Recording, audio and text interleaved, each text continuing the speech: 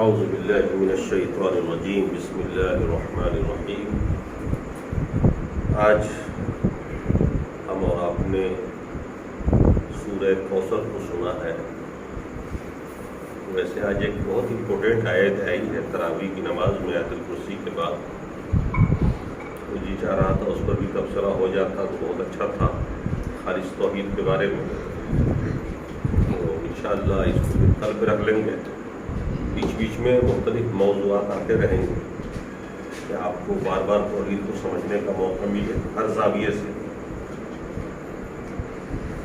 آج آپ کے سامنے میں چھوٹی سی سورت سورہ کوثر، اِنَّا أَعْطَيْنَاكَ الْكَوْثَرَ فَصَلِّ لِرَبِّكَ وَانْحَرْ إِنَّ شَانِئَكَ هُوَ الْأَبْتَرُ۔ صرف 3 آیت ہے۔ یہ سورت مکی ہے، مکے میں نازل ہوئی، ابتدائی اسلام میں۔ اس کا پس منظر کیا ہے، اس آیت کا بیک گراؤنڈ کیا ہے، کن حالات میں یہ آیت نازل ہوئی، آپ پہلے اس کو سمجھیے تب جا کر اس آیت کو سمجھنے میں مزہ آئے گا۔ اللہ کے رسول صلی اللہ تعالی علیہ وسلم دعوت توحید کی وجہ سے پوری قوم سے کٹ گئے۔ ساری قوم ایک طرف شرک پر اصرار کرنے والے اور اکیلے اللہ کے رسول توحید کی بات کرنے والے۔ چند ایک جو مسلمان ہوئے وہ بھی اتنے دبے کچلے جن کا کوئی بہت بڑا مقام نہیں تھا معاشرے میں۔ تو آپ اس بات کو بہت اچھی طرح سمجھ سکتے ہیں کہ جیسے اس شہر میں بہت بڑی آبادی ہے اور اس میں ہم چند توحید والے ہیں، تو وہ کٹے ہوئے ہیں کہ نہیں سب سے؟ ہر آدمی عجیب سی نگاہ سے دیکھتا ہے، ہر آدمی گھور گھور کے دیکھتا ہے۔ فرض کیجئے کوئی ایک آدمی ہو پورے سماج سے کٹ گیا، سارے سماج کے لوگ اس کا شوشن بائیکاٹ کرتے ہیں، کیا بیتے گی اس کو؟ اور کتنا مزہ ہوگا اکثریت کو، اکثریت کے جو لوگ ہوں گے وہ کس قدر مذاق اڑائیں گے۔ تو اللہ کے رسول کا یہی صورتحال شروع میں رہی کہ مسلمان نہ کے برابر، اللہ کے رسول تنہا ہو، اس کے لیڈر تھے، آپ پوری قوم سے ایک طرح سے کٹے ہوئے۔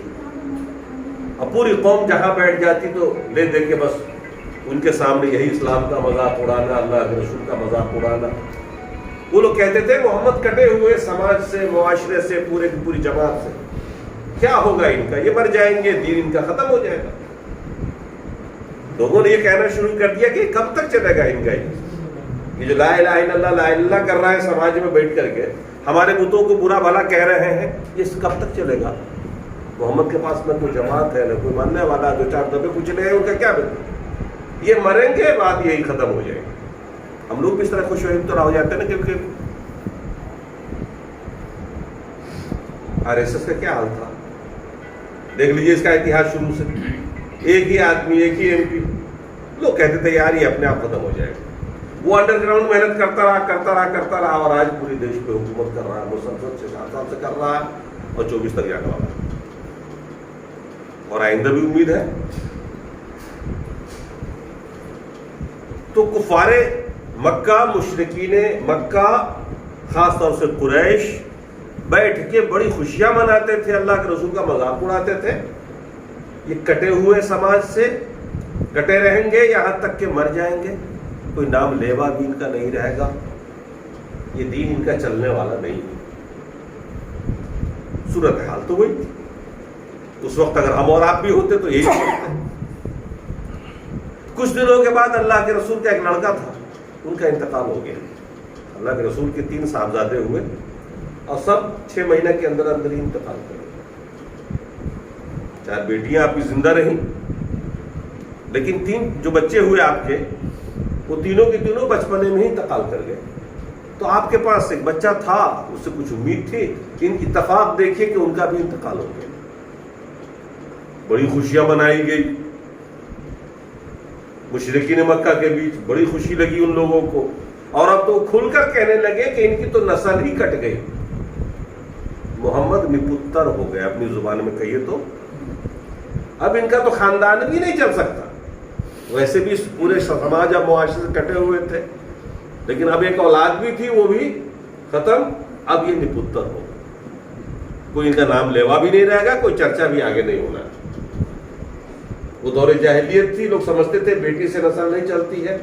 اتفاق سے اس روشن دور میں بھی لوگ اسی طرح کی سوچ رکھتے ہیں کہ خاندان بیٹی سے نہیں چلتی بلکہ بیٹے سے چلتی ہے. یہ جہالت ہے.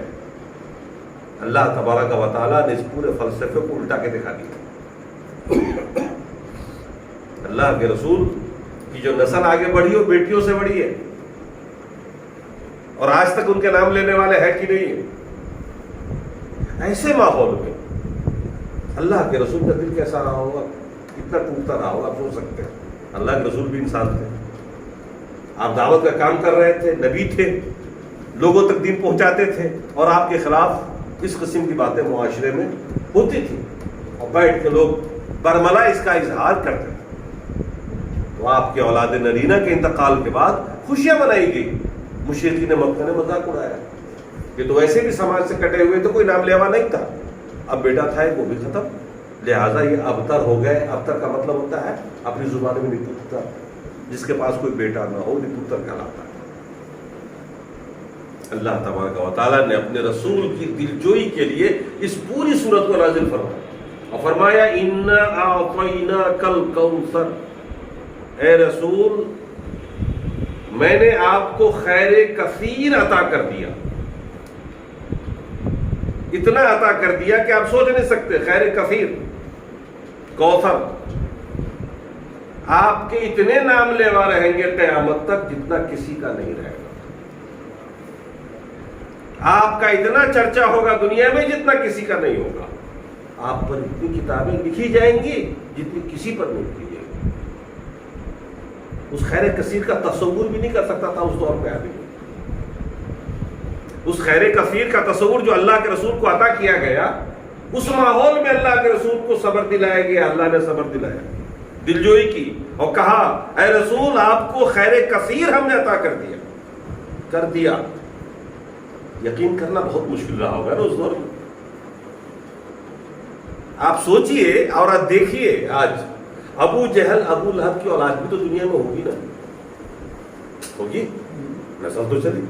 لیکن کیا کوئی کہنے کو تیار ہے آج مکے میں کہ میں ابو جہل کے اولاد میں سے ہوں؟ کوئی ہے اتنی جرت والا جو کہہ دے میں ابو لہب کے اولاد میں سے ہوں؟ کہے گا؟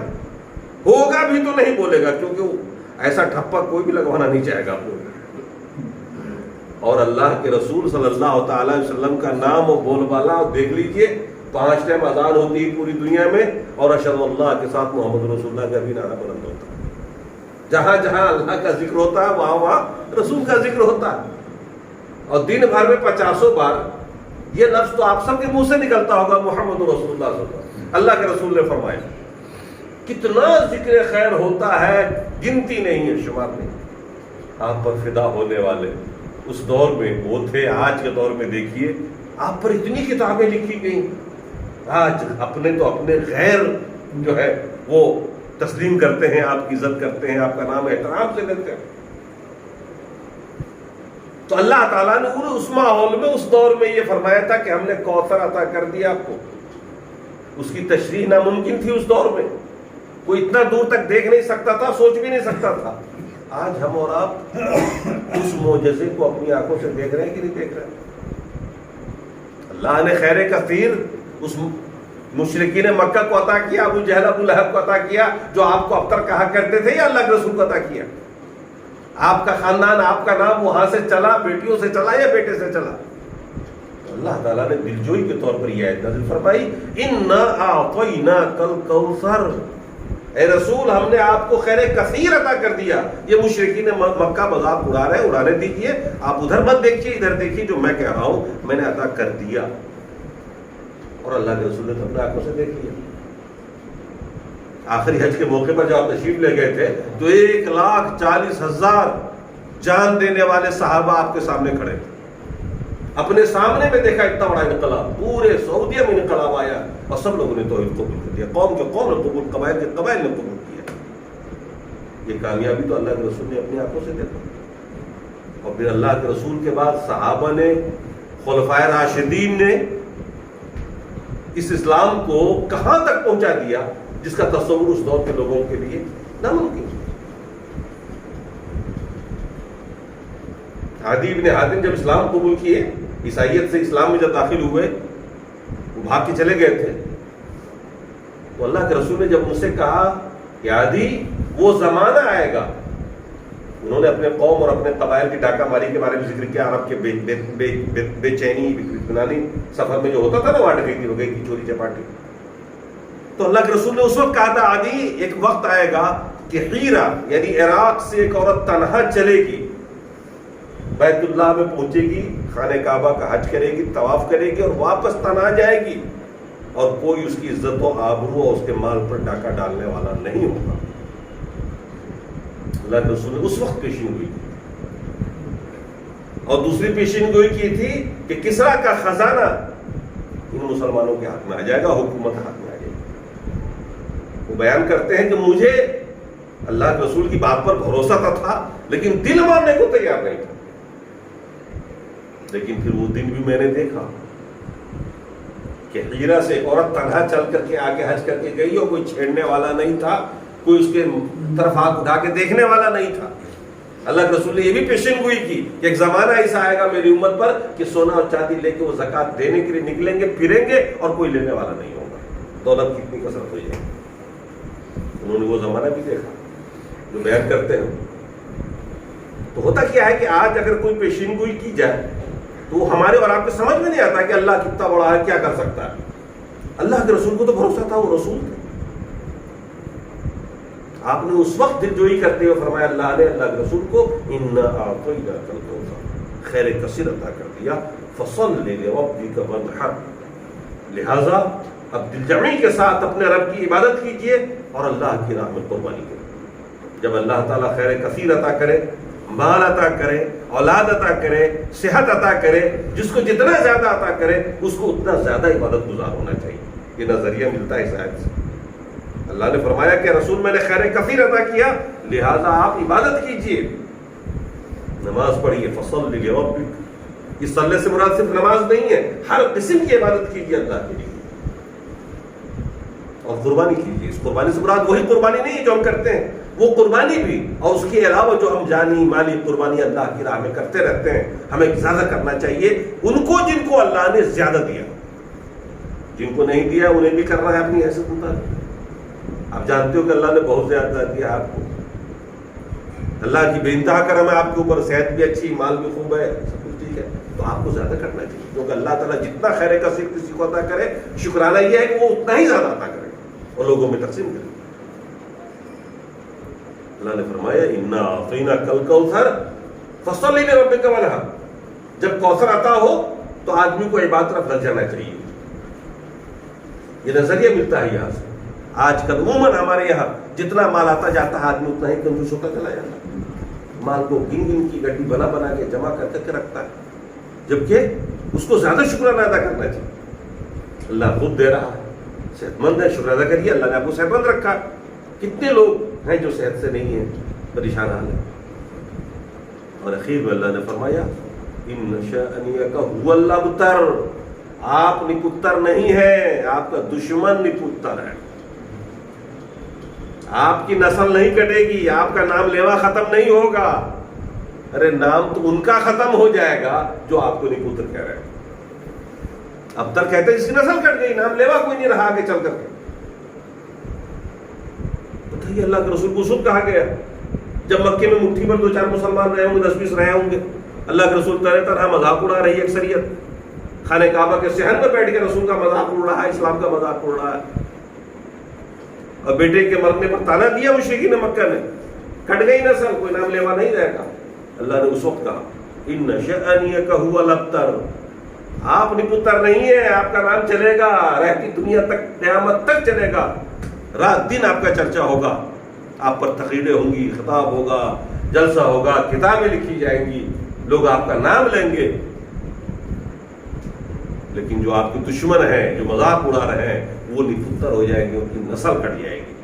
کسی کو ابو جہل کی آج نسب نامہ یاد ہے یا اس کا کوئی چرچا ہے کہیں پہ؟ ابو لہب کا ہے، بڑے بڑے تھے.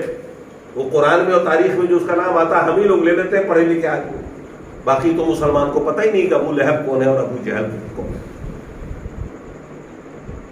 اس کو یہ مقام ملا ہے خانہ کعبہ میں کہ جو وہاں پہ گھر تھا اس کے گھر کے اندر پورا لیٹرینیں بنا دیا 3000 سعودی گورنمنٹ نے، اس کے پورے گھر میں لیٹرین بنی ہوئی، قضاء حاجت سب لوگ وہی جا کے کرتے ہیں۔ تو دیکھیے اللہ تبارک و تعالی نے جو کہہ دیا وہ ہوا یا نہیں۔ قرآن کی ایک ایک آیت بھلے آج آپ نہ سمجھ سکیں، آنے والے دنوں میں اس کی تشریحات ہوگی۔ آج سائنس کیا کر رہا ہے؟ ایک ایک چیز پہ ریسرچ کر رہا ہے اور وہی اسلام سامنے آ رہا ہے، ایک ایک چیز پہ ریسرچ کر رہا ہے اور وہی اسلام سامنے آ رہا ہے۔ یہ ڈاکٹرز جانتے نہیں تھے کہ بچہ پیٹ میں کس طرح سے پرورش پاتا ہے اور کیسے پروارچا ہوتا ہے۔ 1400 سال پہلے قرآن میں سب کچھ آ گیا، منی کا قطرہ پہنچتا ہے، پھر 40 دن تک وہ خون کا ایک لوتھڑا بن جاتا ہے، بندھا ہوا خون بن جاتا ہے، پھر وہ 40 دن کے بعد گوشت میں بدل جاتا ہے، پھر اسی میں سے ہاتھ پیر اعضاء نکلتے ہیں، پھر ایک انسان کی تخلیق ہوتی ہے، صورت بنتی ہے۔ یہ سب کچھ قرآن میں اس زمانے میں بیان کر دیا گیا۔ ان 14 صدیوں تک لوگوں کو معلوم نہیں تھا۔ اس صدی میں آ کے ڈاکٹروں نے جب تحقیق کیا، مطالعہ کیا، دیکھنا شروع کیا، تو وہ ایمان لانے پہ مجبور ہو گیا کہ قرآن نے جو کچھ کہا وہ اندر کا معاملہ تھا نا، اس کو دیکھا تو نہیں آ سکتا تھا، اور اس زمانے میں وہ حالات بھی نہیں تھے کہ اندر سب جھانک کے دیکھ لیں جیسے آج کل ہو رہا ہے۔ اور اس وقت جو کچھ کہہ دیا گیا وہ بیان نہیں ویسے کہ ویسے ماں کے پیٹ میں ہوگا۔ تو سائنس اسلام کے خلاف نہیں ہے، یہ آپ کی وضاحت کر رہا۔ آپ وضو کرتے ہو اس کے کتنے فائدے ہیں آپ کو پتہ نہیں؟ ان محققین سے پوچھ لو۔ آپ نماز پڑھتے ہو، آپ کو فائدہ نہیں کہ آپ کو جسمانی فائدہ کیا کیا ملتا ہے، ہم سب لوگ تو عبادت کی نیت سے پڑھتے ہیں، لیکن یہ دنیا والے جو ہے ڈاکٹر سے پوچھ لو جا کر یہ بتائیں کہ صاحب نماز میں کتنے فائدے۔ امریکی سائنٹسٹ نے کہا کہ اگر میری حکومت چلے تو میں پوری دنیا کے مسلمانوں کو سجدہ کرنا فرض کرا دوں نماز پر۔ یہودی وہ کہہ رہا کہ اگر میری حکومت ہو تو میں پوری دنیا کے لوگوں کو نماز کی فرضیت پہ مجبور کر دوں کہ سب کو کمپلسری نماز پڑھنا پڑے گا، کیونکہ سجدے کی جو حالت ہے پورے کے پورے جسم کا خون کا جو دوران ہوتا ہے دماغ پہ، یہ تو کسی بھی ایکسرسائز میں نہیں ہے۔ دنیا میں بہت قسم کا ایکسرسائز نکلا ہے، بہت سے لوگوں نے کیا، رنگ برنگ کا کیا، لیکن نماز والی سجدے والی کیفیت تو کسی میں نہیں ہوتی ہے۔ خون کا دوران تو یہاں ہوتا ہی نہیں۔ یہی وجہ ہے کہ لوگ پاگل ہو جاتے ہیں، ڈسپائنڈ ہو جاتے ہیں، دماغ کمزور رہ جاتا ہے، سوچنے سمجھنے کی صلاحیت ختم ہو جاتی ہے، نہ غصہ ہوتے ہیں بات بات پر۔ یہ سب اس لیے کہ دماغ کمزور ہے، ٹینشن کو برداشت نہیں کر پاتا ہے۔ اللہ نے ایک ایسی عبادت دی مسلمانوں کو جس میں 5 ٹائم آپ سجدہ کرتے ہیں۔ رات کی تہجد میں آپ کا سجدہ لمبا ہوتا تھا اللہ کا رسول کا، لمبا سجدہ کر کے دیکھ لو کیا تازگی آتی ہے۔ جسم کے نچلے حصے پر خون کا دوران بڑھا ہوا رہتا ہے، لیکن یہ تو اوپر ہیڈ میں نہیں آ پاتا خون اتنا۔ تو آج سائنس اسلام کی وضاحت کر رہا، پرتیں کھول رہا ہے۔ تو اللہ تعالیٰ نے اس زمانے میں کہہ دیا ان نشانیہ کا الابتر، آپ کے دشمن پتر ہیں، ان کا کوئی نام لیوا نہیں رہے گا، اور کوئی لیوا نہیں ہے اور رسول کا نام لیوا۔ ساری کائنات ہے اپنے بھی اور میرے بھی۔ اس صورت سے ہمیں اور آپ کو جو سبق ملتا ہے وہ 2-3 باتوں کا۔ ایک تو خیر کثیر، اللہ جس چیز کو عطا کرے جب جب عطا کرے اس سے زیادہ شکر گزاری کرنی چاہیے، عبادت میں ٹائم بڑھانا دینا چاہیے، زیادہ عبادت کرنی چاہیے، قربانیاں کرنا چاہیے اللہ کی راہ میں، سماج سیوا کرنا چاہیے، قوم کی خدمت کرنی چاہیے۔ اور دوسری بات یہ کہ اللہ تعالیٰ نے قرآن میں جو کچھ کہا ہے اس پر مضبوطی کے ساتھ ایمان رکھنی چاہیے۔ بھلے ہم نہ سمجھیں گے آج، کل ہماری اولاد تو سمجھ لے گی، جب سائنس گتھی سلجھائے گا اس کی تو سمجھ میں آ جائے گا، کیونکہ 14 سال پہلے اللہ نے جو کچھ کہا وہ سب ہم لوگوں نے اپنی آنکھوں سے دیکھ لیا۔ تو اللہ تعالیٰ ہمیں اور آپ کو قرآن سمجھنے، اس پر عمل کرنے، اس سے نصیحت حاصل کرنے کی توفیق عطا فرمائے۔